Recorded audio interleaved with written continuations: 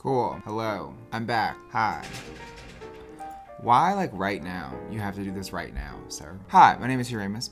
This is Cooking Up Crime, where I used to, like, talk about true crime, any various foods, but now we're not doing the food thing. Only because I really hate the sound of the food smacking in my mouth. But it's still called Cooking Up Crime. I have a backdrop now. Again. Now again and now. It doesn't matter. It's all the things that were in it before, but now it's just on this really tiny shelf.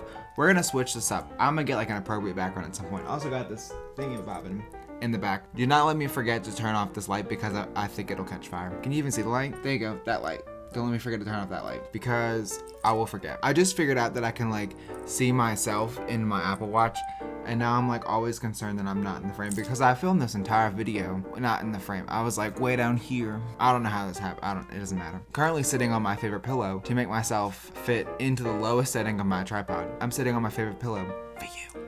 Anyway, cool. Today, this week, we're talking about Nora Fuller, the mysterious murder of Nora Fuller. But we're not getting into that yet. I have this horrible pimple right here. It's horrible. You just don't take care of your skin for one day and it just freaks out. Who knows? It doesn't matter. Anyway, exciting news this week. It's not a sponsorship. It's not a brand deal. A partnership. My friend started a company. Here we go. Her company is called PandaPop Studios. And I don't know what to show you first. Like, what is the introduction to her company? We're gonna start with a thank you card because it's really cool looking. Yeah, it's really cool looking. It's got like a little cartoon her on it. This has all of her little social media handles. So I'm gonna see if I can figure out how to put these on the video for the duration of the video. So you can always go check her out. Yeah, she's super talented. She drew this, by the way. And she does these really cool, I don't know what to show you first. She does these really cool like stickers. I don't know if you can see any of this. Also, my camera phone case is a mirror, so this is kind of helping. Anyway, so this is like the pig one. I have like the most horrible acid reflux. What is even happening? I think it's called elk pork tone, I believe. And then she's got little like Bear Bucks coffee. And then she's got these two little pistachios, a mom and a baby, a dad and a baby. We don't discriminate. A big one, a small one. Anyway, and they're all like funky, like they're all like stickers. And you just like stick them on things. I had some on my phone case, but I can't show you because they're on my phone. You see how this goes? Then she has like these cool like little like, I don't really know what to call this. I want to call them postcards, but I don't know if that's right. I don't know if that's what she wants me to call them or not. Yeah, this isn't a sticker, but I thought about like maybe getting a couple of these and using them as postcards almost, and just like writing something on the back of them that I could do like something. This one's called Love You So Much. She's just so talented. I'm so proud of her. Look at this. It looks like Darth Vader. It's just so cool. And I know it's supposed to be a mobster, but I'm just getting Darth Vader vibes. I think it's the scar, actually, the scar. But yeah.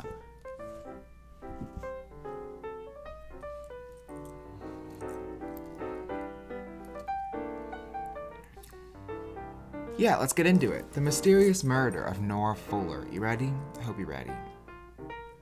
We're getting into it. On January 11th of 1902, Nora Fuller told her mom she was going to meet with a man about a job in an advertisement as a nanny. See, what they used to do in the olden times is 1902. I just said it, you should have noticed that. There's no technology. There's no like Twitter. There's no Instagram. There's no Indeed.com. There's no LinkedIn. You had to put an advertisement if you wanted to do a job. And if you wanted a job, then you had to go look for advertisements. See how this works? You put one in, you take one out, you kind of do it. It's how the olden days work. Newspapers, you know? My dad still gets newspapers, but he's kind of old. Anyway, I didn't just say that. He doesn't watch my videos anyway, so it doesn't matter. And then Nora didn't return when she was supposed to, a couple hours later. And so that was when Nora was first declared as missing. But let's back it up a little bit. Nora Fuller was born Eleanor Pauline in China in 1886. In 1890, her father was an engineer on the steamer Tai Wu. I'm gonna pronounce a lot of things wrong, probably. There's a lot of like, just things I'm not used to saying. And it's probably all gonna be wrong, and I'm so sorry, but we're just gonna work through it because everyone knows I'm a buffoon. Anyway, in 1890, her father was an engineer on this ship, and basically they had needed his help in a different room. So this guy was just like, I saw him sitting in a chair on the deck of the ship, so let me go grab him. So I went and grabbed him. But when he got to the deck of the ship, only the chair was there, and Nora's father was never seen again. So that's suspicious. And he doesn't come up again in this story. It's just suspicious right off the bat, right out the gates. We're just... In 1891, Nora's mom married a man named W.W. Fuller. Okay. But he lived in San Francisco, so they moved there, but she ended up divorcing him in 1898, about 7 years later. His name's W.W. Fuller, like World Wrestling Fuller. This was when Nora's mom was really struggling because she had 4 kids to take care of all by herself. This is probably one of the lowest moments in their lives. No, I can't say that. She goes missing, Matthew. Stupid. In 1902, Nora was 15 and she dropped out of school to get a job to help her struggling mom raise her 3 younger siblings. On January 6th of 1902, Nora actually wrote to a theatrical agency about working for them because she said that she was a good singer and she could sing soprano. Basically, soprano is just like a type of singer. It's like a certain range of notes that they can sing pretty well, and that's like their position, I guess you could say. I think that was kind of nice that you could just apply to be a singer, because you can't do that now. Also, for like a theatrical agency, like plays and stuff. Oh, they wasn't television, I forgot. Never mind. I'm guessing that they never, I'm guessing it just didn't work out because, no, we don't hear back from them in this story. 2 days later, on January 8th, Nora found an advertisement that said, quote, "Wanted, young white girl to take care of baby. Good home and good wages." She actually reached out to this ad and received a reply 2 days later on a Saturday that read, "Miss Fuller, in answer to yours in response to my advertisement, kindly call at the popular restaurant 55 Geary Street and inquire for Mr. John Bennett at 1 o'clock. If he can't come at 1, come at 6. John Bennett." I like to read the quotes directly just so I don't get them wrong because they're quotes and I'm gonna forget something in between me reading it and trying to say it. Something's gonna go haywire and I'm not gonna do it right, so I'd rather just not offend somebody. Only 7 people are gonna watch this video. What does it even matter, Matthew? Anyway, I wanted to know about the whole wanted young white girl thing. Very aware this period of time. Very aware this period of time was rather racist. But she was born in China. There's a lot of bumping going on in this wall, and it's really kind of freaking me out. I don't know. It's my neighbors on the other side of the wall. Can they hear me? It doesn't matter. So Nora's mom sends Nora to this interview-ish meeting with the postcard from John Bennett to this popular restaurant. Also, the restaurant I'm assuming is called Popular Restaurant, unless they're calling it Popular Restaurant, so that way nobody knows which one it was. But as far as I can tell, Popular Restaurant is the name of the restaurant, and it will be for the sake of this story. So we move forward. Oh, I forgot. My computer's right here. I had a fire going on YouTube for light to hit this side of my face, and not just this light hitting this side of my face. This light's obviously not as bright, but I feel like the movement adds some spooky. Oh, it's spooky season. It's October. Wow. Okay, cool. Anyway, so an hour later, they get a phone call, and Nora's 12-year-old brother picks it up. And basically, I always say basically, and it's really kind of getting on my nerves. Nora's brother answered the phone. He's 12 years old. He's like, "Hello." And the person on the phone, it's a woman's voice, and she's just like, "Hello, it's Nora. Mr. Bennett wants me to come work for him immediately, so I won't be returning home." And he's like, "I'm sorry. Let me go get mom, because I'm 12. He goes and tells his mom. His mom's like, "No, you can start work on Monday." This is Saturday, remember? You can start work on Monday, and then you can come home right now. The voice on the phone says, "All right," and maybe not as enthusiastic, and hangs up the phone. And so Nora's brother's like, "All right," and he hangs up his phone, I'm assuming. I forgot to mention this, but it comes into play later. The person on the phone said that Mr. Bennett would be asking them to work at 1500 Geary Street, and that comes into play later, and I kind of forgot that. But here we go. We move forward. From January to March of 1902, the entirety of San Francisco lost their minds. They were completely entangled in this story, and it became front page news for 2 months, 3 months. I can't count. 3 months. They actually had a 3-page section for this story, which is I feel like a lot of money back then. Newspapers were the only source of advertisement and letting people know about anything. And for you to take up 3 whole pages by yourself, I'd be feeling really important if I was Nora. Just saying. They keep banging, and it's making me nervous. I feel like they just moved in or something, because I've never heard people on that side of the wall. This side of my apartment is the bathroom and a closet. So maybe they're just putting stuff in the closet. Whatever. This is bothering me. It is what it is, Matthew.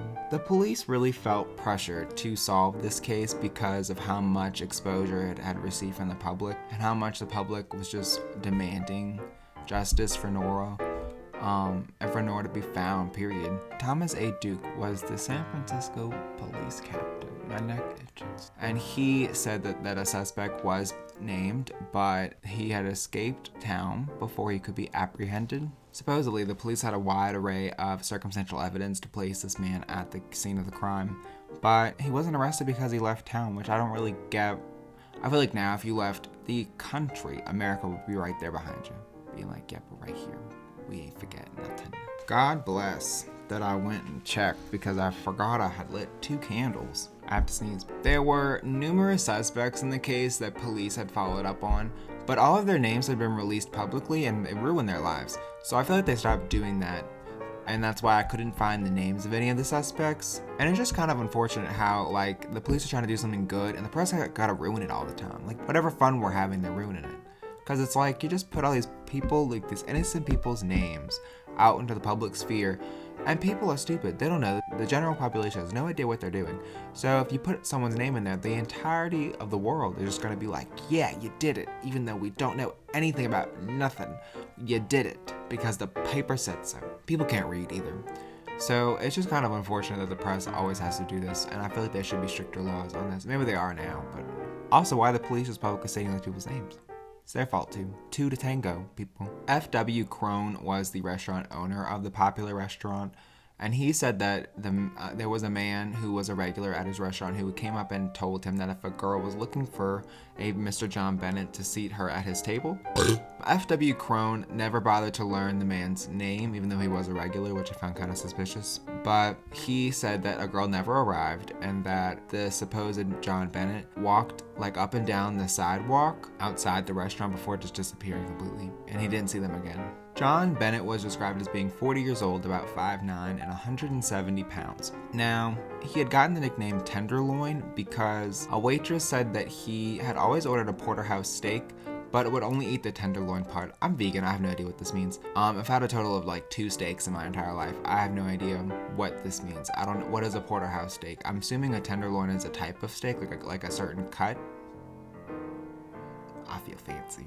And maybe like a porterhouse includes a tenderloin, and I'm assuming it's more expensive because it's got to be like multiple cuts in one piece, and then he just ate the tenderloin part and then just left the rest, I guess. The police did investigate the 1500 Geary Street, which I mentioned previously that I had forgotten, but the police said it was a vacant lot, which I feel like, how do you know what a vacant lot's address is? There's no number on the door. There's no door. You know? So this case gets really confusing, I'm telling you now. So strap in, grab a snack. I should have told you that at the beginning, but it's gonna be a doozy. We're flashing back to 3 days before Nora's disappearance on January 8th, okay? There's a lot of like people gonna be involved. I'm just gonna say their last names for the sake of being simplistic because some of their like initials even match. A man by the name of Hawkins goes to the Umsen & Co. real estate office about a 2-story building at 2211 Sutter Street, and he speaks to a Mr. Lehinier. I feel German, I think. Lehinier asked Hawkins for references for previous landlords, and Hawkins said he didn't have any, and so he paid a month's rent in advance, and Lehinier agreed to allow him to stay at the 2-story building at 2211 Sutter Street. Hawkins said, I'm going to the Golden West Hotel to go see my wife. When asked, Lehinier said that Hawkins was matching the description of John Bennett, okay? So then the day after, on January 9th of 1902, 2 days before Nora went missing, a man by the name of Bertrand went to go collect the rent at 2211 Sutter Street, but said it looked almost vacant and like nobody had been in there, period. So he goes to the Golden West Hotel and nobody by the name of Hawkins had stayed there. Suspicious Pete's. On February 8th, Dean had gone to collect the rent at 2211 Sutter Street and let himself in because at this point he's 2 months overdue, I think. No, because he paid a month's rent in advance. Then why did the first guy go? Confused. It doesn't matter. And Dean went in to just let himself in and said there was no furniture in the whole house. I cut my finger on a knife earlier and I'm just noticing it. Anyway, so Dean goes to the house and he lets himself in and he's like, all the lights are off, there's no furniture, it looks almost nearly vacant. Anyway, and then he notices that a door upstairs in the back room is closed, and so he opens that one and it's dark, there's no light in it at all. And he says that he opens the door, there's no light, he can't really see, but he sees a bright piece of clothing lying on the floor, and says that he just felt like something wasn't right, so he leaves. And he goes to grab an Officer Gill, who comes back, and they go back to the room upstairs, and Officer Gill opens the blinds to one of the windows. And that's when they find a dead girl in the bed as if she's sleeping. And they notice that the only furniture in the entire house is a bed, a chair, and a towel. There was no food, there was no dishes, there was no lighting whatsoever, there was no decorations. The house was just empty besides the bed, the chair, and this towel. I smell smoke from my candles. I just found my candle after I blew it out, still lit, and so now I'm freaking out. And so this is gonna go out because now I'm afraid of flames. I'm sorry, I'm just freaking out about all these flames all of a sudden. Just freaking me out, man. There was some of the girls' clothing found on the floor with a card on it that said, Mr. M.A. Severbrinnick of Port Arthur, end quote. The identity of this man had been discovered, but he had sailed for China 3 days before Nora went missing, which is all so suspicious because her dad goes missing in China. She's from China. 3 days before she goes missing. Suspicious. Like, of all the countries to go to, China.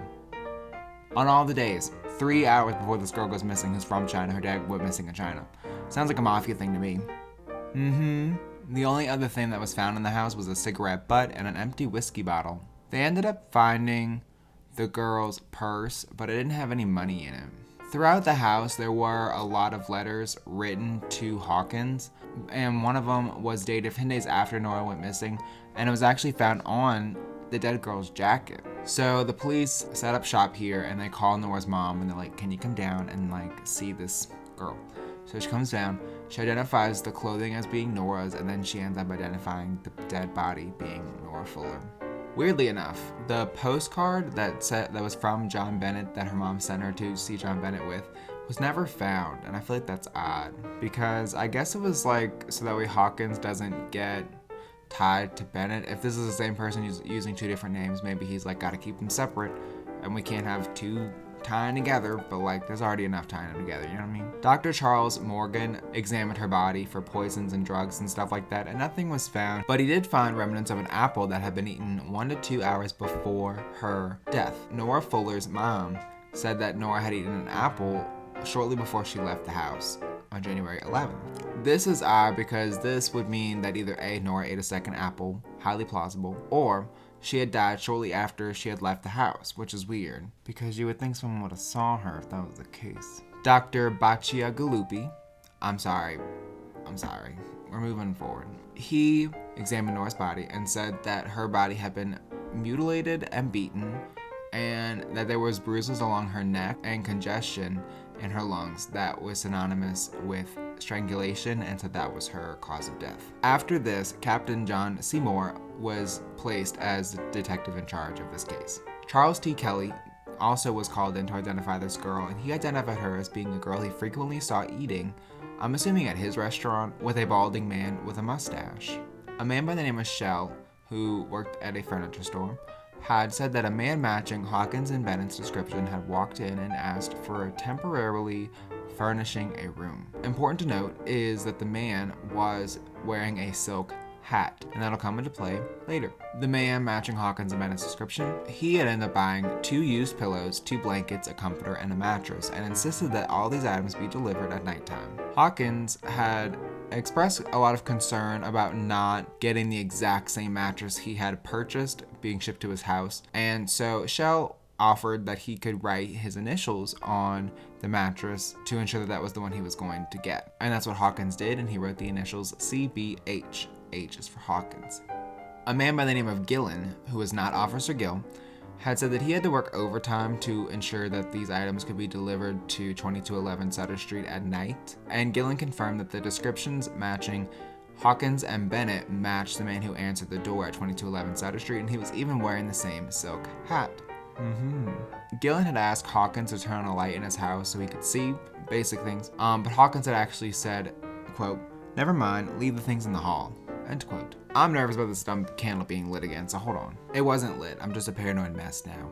I'm remembering now that I took off my glasses so that way the glare from this light wasn't in them. Richard Fitzgerald worked at another furniture store and said that a man who matched Hawkins and Bennett's description came in to buy a bed and a chair, and Tom Tobin was the man who was assigned to deliver the packages and confirmed the address as being 2211 Sutter Street. To avoid any more having to say this, Hawkins and Bennett are the same person. We move forward. Tom Tobin went and delivered the bed and the chair to 2211 Sutter Street, and he said that he was told by Hawkins to come in and assemble the bed inside. The only thing that was left in the house that could have been bought was the comforter, and that was linked to a different man by the last name of Scott purchasing it at a general store, but the person who was Scott also matched Hawkins and Bennett's description. So we're lumping these three names together. Scott, Hawkins, and Bennett, okay? We're gonna flash it back a little bit further. Nora, in 1901, had become friends with a 17-year-old girl named Madge Graham. And Madge Graham, I'm assuming, was an orphan, because it was said that her legal guardian was an attorney by the last name of Stearns. So I'm assuming that this was like someone who had adopted her, or like an uncle, or something that wasn't her parent, but it could have been, but it just says her legal guardian. That's throwing me off a little bit. Anyway, Madge Graham had spent a lot of time at the Fuller home, and one of the things that I read that actually said that she lived there for a moment of time, but her legal guardian, the attorney Stearns, had asked her to move out because he wanted her to avoid a man by the name of Hugh Grant. Madge Graham is a snitch. Case closed. But she had claimed that Nora was talking to an older man that Nora called Bennett, and that Nora was always talking on the phone to this Bennett boy, and that Nora had actually lied to her mom to go see a movie with Mr. Bennett. And Madge claimed that Nora was always on the phone talking to this Bennett boy. And so Madge was like, hello, Nora, what are you doing with this Bennett boy, who's actually probably like a 40-year-old man? I get it. Okay.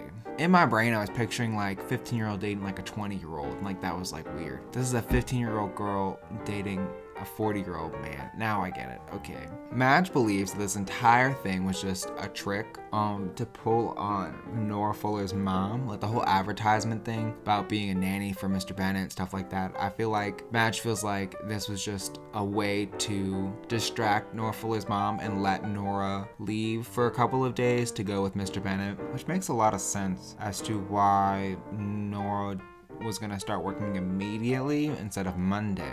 I don't know where I got this pen from. A man named Mink owned a grocery store and said that Nora was always coming in to use the phone to call a friend at a hotel. And this is weird because A, a man at a hotel, B, a hotel, the Golden West Hotel from Hawkins, remember? C, Nora had a phone at her house. So why is she going all the way to this grocery store to make a phone call? Did they charge phone calls back then, like collect calls and stuff? Was that a thing? Could they even do that? Was technology even there yet? Would it have been expensive if it was like a rural to urban phone call? So a man by the name of Kitka, his first name's Theodore, fun fact. I just like that name. He was a handwriting expert. He compared letters from John Bennett to Nora to Hawkins' signature and compared the signatures and said that this was the same exact man. So in case I don't know what it was like in 1902, but handwriting now, like, it is a science. It is very like exact. It's so freaky. I took a forensics class one time in high school and we did handwriting analysis, and it's so weird. Like, your handwriting says everything about you, and they can narrow down who you are by your handwriting. It's almost like a thumbprint, but it's handwriting. Isn't that weird? Anyway, so Theodore Kitka was like in it to win it because he analyzed 32,000 change of address forms and found 3 that were similar to the handwriting of Hawkins and Bennett, and one of them was nearly identical, he said. And Detective Seymour, who was on the case, remember?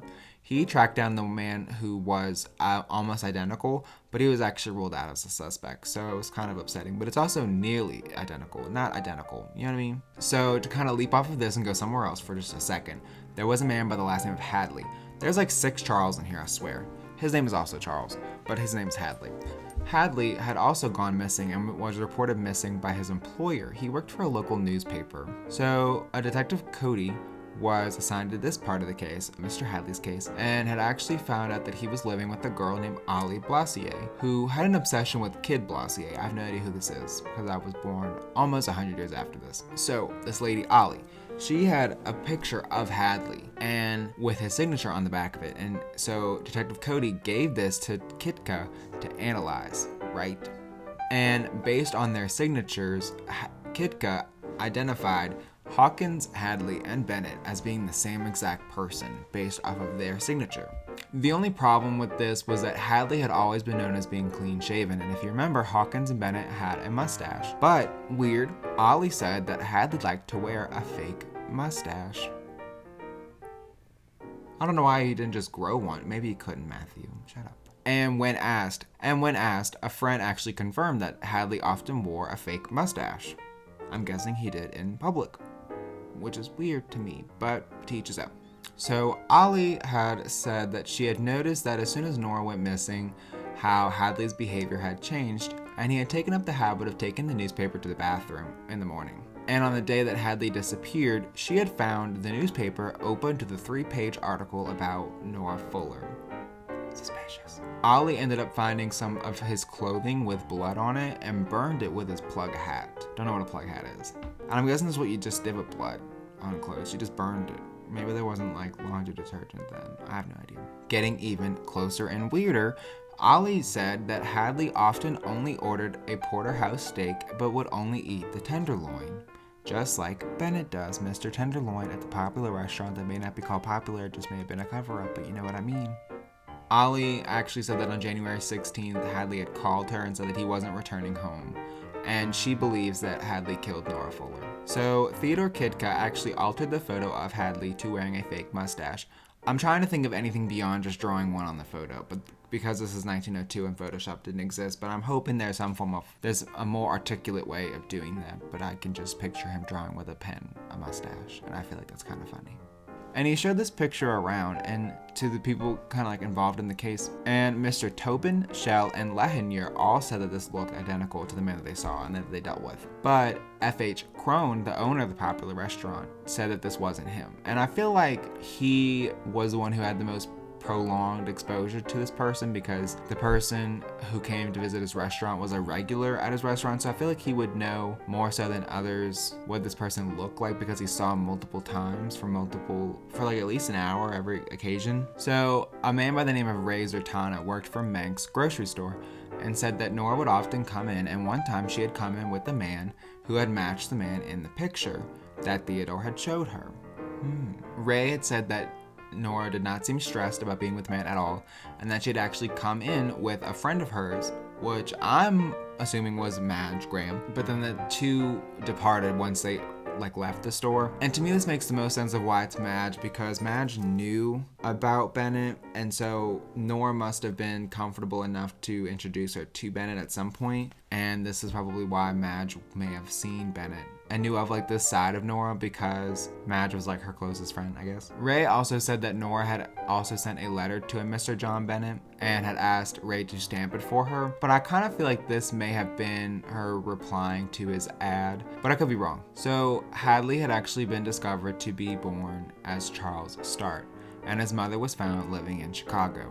And in 1889, Charles Start was wanted for embezzlement in Chicago. Just 2 years before Nora went missing, Charles Start had lured a 15-year-old girl into his room, and she became furious, and then which Charles Start had bought her diamonds and jewelry to calm her down. And there was public outcry for this, and the police went after Charles Start, but he was never found. So that's kind of unfortunate, but it kind of matches this case and why he would have left Chicago to go to San Francisco or something else. It just kind of lures it all together. Anyway, so not lures, ties it all together. LOL, Matthew. And so what do I think? Doesn't matter what I think, not really, but I'm going to tell you anyway. I think that Charles Start does this with the girl, moves to San Francisco, becomes Charles Hadley. Then something happens in which he needs to be called Hawkins. In my opinion, John Bennett and Hawkins are not the same person. And I say this because someone who's 5'9", 170 pounds, wearing a brown mustache, seems to match every single man's description in the 1900s. So, does it really say a lot about him? Also, F.H. Crone said that this wasn't the same person. He would have had the most accuracy in saying if this was Bennett or not, because he saw him the most. So I feel like John Bennett and Nora Fuller actually fell in love, and John Bennett is innocent. And that's why F.H. Crone said that a girl never came in and that John Bennett just left the restaurant on that day. And I think that Nora Fuller had left her house to go see John Bennett, and I think that it was a lie and it was all like a ploy to like kind of get her mom like just off her back for a second. But I think that on the way to see Charles Bennett is when Nora met with foul play with Mr. Hadley. And if these men had in fact looked similar, I would say that Nora probably mistook Hadley / Hawkins / Stark for being Bennett. And I'm thinking it was just like a right place, right time, wrong place, wrong time type of thing. And I think that Nora was just in the wrong place at the wrong time. She was met with foul play, and I don't believe that Bennett really had anything to do with it. But that's just my opinion. I would love to know your opinion in the comments below. Tell me how you like it. I will leave all the links to my friend's shop in the description below.